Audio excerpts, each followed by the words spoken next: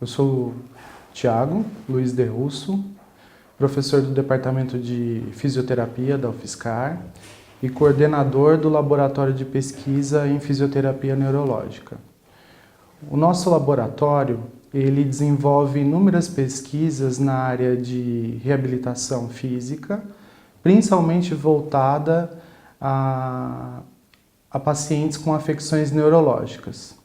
A maioria das nossas pesquisas em desenvolvimento atualmente contam com a temática do estudo do acidente vascular cerebral e como atuar sobre a reabilitação desses pacientes.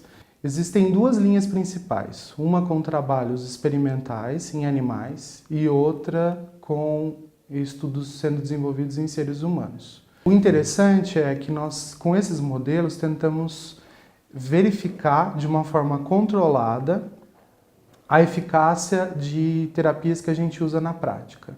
Por exemplo, uma terapia que é bastante utilizada para a reabilitação de membros superiores na fisioterapia é a terapia de contenção induzida. Ela tem como princípios básicos aumentar o número de repetições de movimentos do membro afetado do indivíduo e que ele seja feito de uma forma tarefa específica, ou seja, que a gente repita dentro de um contexto funcional. Então a gente tenta fazer isso com os animaizinhos, restringindo o uso da pata não afetada e fazendo com que ele apanhe alimento apenas com a patinha afetada.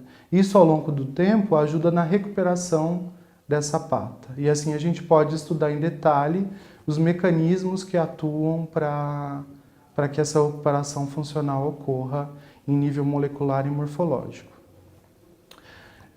A outra linha que nós desenvolvemos com seres humanos, ela basicamente visa avaliar, identificar essas alterações que os indivíduos pós-AVC apresentam e principalmente relacionada ao caráter cinesiológico e biomecânico. Então a gente foca nas alterações do movimento desses indivíduos, que é a ênfase da fisioterapia.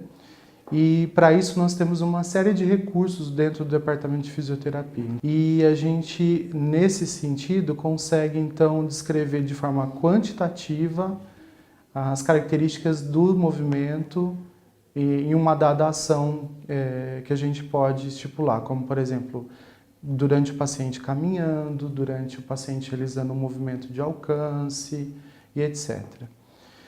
Nesses trabalhos que temos desenvolvido, nós temos duas linhas principais. Então, uma de investigação para as alterações do membro inferior e uma para as alterações do membro superior.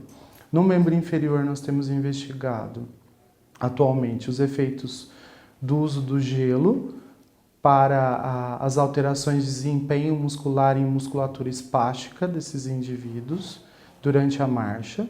Então, basicamente, a gente aplica pacotes de gelo na musculatura da panturrilha em pacientes que têm espasticidade, ou seja, que eles têm alteração do movimento e fazem com que o pé deles fique caído, em flexão plantar, alterando o padrão de marcha e vendo a partir do efeito que isso acarreta nesse desempenho durante um teste de caminhada, por exemplo. E temos um outro trabalho sendo desenvolvido com membros superiores que aplica o kinesiotape, que são aquelas bandagens elásticas que se vê na prática esportiva, e a gente tem como intuito verificar se ele tem algum efeito sobre a musculatura do ombro de indivíduos também pós-AVC, né? A ideia era que essa bandagem poderia dar mais estimulação sensorial no membro superior desses indivíduos, facilitando então a ativação muscular, né? Contudo, a gente ainda está os dados são muito preliminares, então a gente não tem ainda um resultado final a respeito desses trabalhos, né? Os objetivos desses estudos são basicamente trazer maiores informações para a prática clínica, então eles focam realmente em perguntas que a gente tem no dia a dia, a respeito dos efeitos das terapias que a gente usa e a respeito da efetividade e segurança desses tratamentos nessa população. Então, eu acredito que essas são as principais pesquisas em desenvolvimento atualmente pelo laboratório que coordeno aqui no Departamento de Fisioterapia da UFSCar.